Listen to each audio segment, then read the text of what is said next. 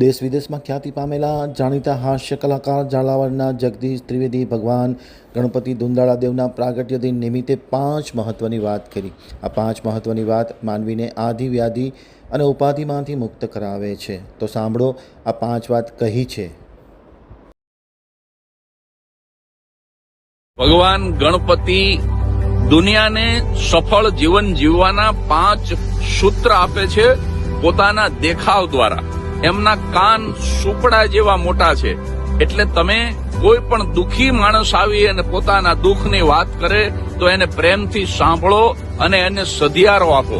ગણપતિની આંખો સાવ ઝીણી છે, એટલે ઝીણી નજરે દુનિયાને જુઓ, એટલે કે ઝીણવટ ભરી નજરથી તમે ઓબ્ઝર્વેશન કરો સમાજમાં જે બની રહ્યું છે એનું, તમારા જીવનમાં જે બની રહ્યું છે એનું, તો એ જ તમને માર્ગદર્શન આપશે।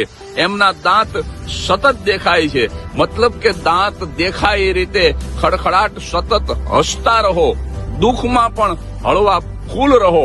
ત્યારબાદ એમનું નાક ખૂબ જ લાંબુ છે, આ સૂંઢ મોઢું નથી, નાક છે।